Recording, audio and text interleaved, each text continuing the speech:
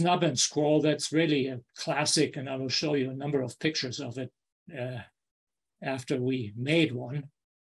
The snub end here, or the mass for the snub end, can be created in different ways. You can fold the end over and do a faggot weld. You can do a ribbon scroll and curl it up very tightly and then weld that ribbon together, or you could upset the end. And the last one is the one that I will show you here. Again, a progression. This time we do our indentation the other way around on the flat side. And since we just have a quarter here, we need to be very careful that we don't go too deep here. Then we probably kink it or even break the whole thing apart. I figured here that 1/2 inch of material isolated at the end gives a nice scroll, and it's not too long that it will fold or do any bad thing when you try to upset it. If you go further than 2 times the thickness and upset, then you need to have very careful blows that you upset it in itself and don't curve it. What you see in the bottom here is I got a little curve on this picture already. This is still correctable, but if it mushrooms more here, then you have to start over again. Let's get back to the steps. Mark off about 2 times the thickness. That would be 1/2 here. Create a step with half-face blows on the far side, about to 1/2 of the thickness. If in doubt, do a little more than 1/2, especially if the stock is that thin. Then you turn it around to the backside, away from the thin spot. You lay it flat on the anvil. You have an angle here that is less than 90 degrees. This is probably a little too much already. And you upset it with straight blows, straight down on it until it's about square here. While you do this, you trim back the width to have it all the way the same width than the parent stock, which was 3/4. From the square, you do the same set of steps that we did before for the 1/2 penny. You create a teardrop, and it's a tiny teardrop. It always looks flat. And from there, you go around, and then you start curling it in. You see here is still a kink. So next step for this would be get this kink out and then go further and then go even further. And in between, check on your drawing if you are still where you should be. Some pictures for making the round. You have the square. You start with this corner. Then you take the inside corner by turning it around, this guy here. This is a little tricky because this is pretty small here, and I used a pretty big hammer. So it might be advisable to use a smaller hammer to get in here good enough to not have this mushroom over to the inside. And then you go and round the teardrop. And then work it from the other side, check progress, and go on with a bending fork. Sometimes it's useful to have 2 bending forks. Sometimes it works just with your free hand at the end.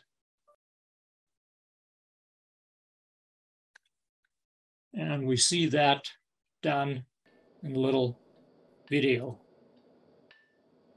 When you do this indentation, be careful to not do a double step. I'm very close to doing a double step here. It tries to walk to wall as you feel the edge of the anvil, and if you hit it in the wrong time interval, then you smash it, and then you have to start all over again. You see, I'm a little sideways here, a little out of 90 degrees, but you can still correct that if you see it. Just hold the end a little bit to one side or the other side, and you can still straighten this out. No, I bent, yeah, there was still a little bit to do, was a little too wide. I got this indentation cleaned up a little bit. There we are.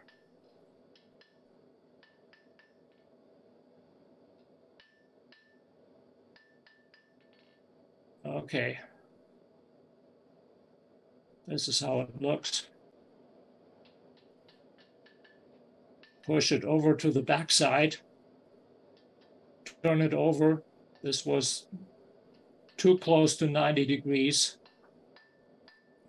And hit it down until it's about square.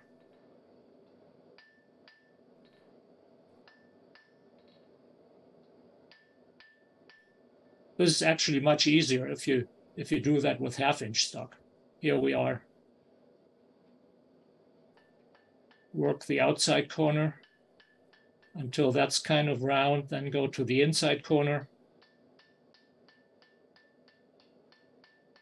You see, I start from the inside and then work myself away. That's to counteract my little fish lips that I have there. And then I go past side and get the whole thing round. It takes less hammer blows with this way than on the penny because it's less material to move. Of course, it's a much smaller snub. Then brushing blows to get it rounded. Get the inside a little tighter. Go a little further.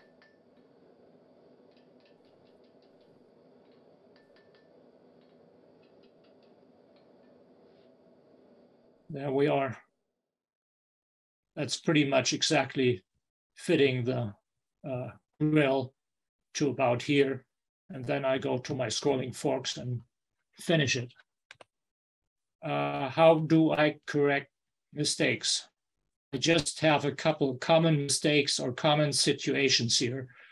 Often as you go, you're already a couple of inches into the scroll, and then you see, oh, my tip is not right. It needs to be either tightened or widened. Usually it's tightened.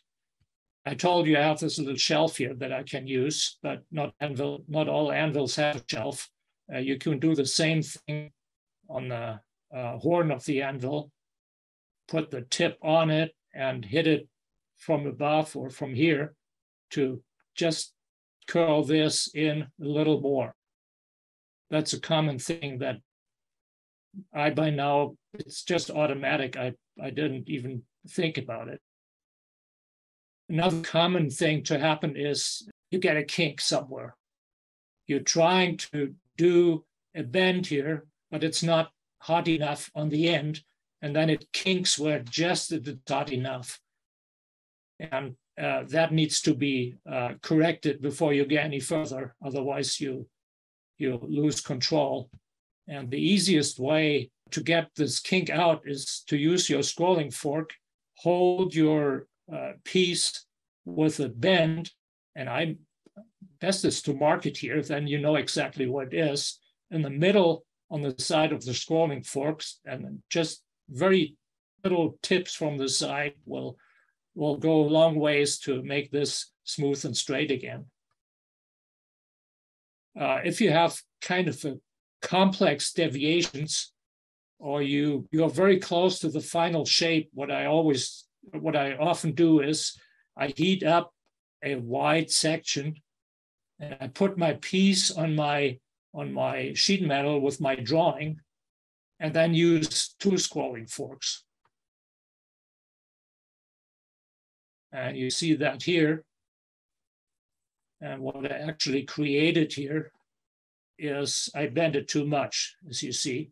So this needs to go back to here, probably to a wider tined fork to get this straightened, or you bend it to the outside again.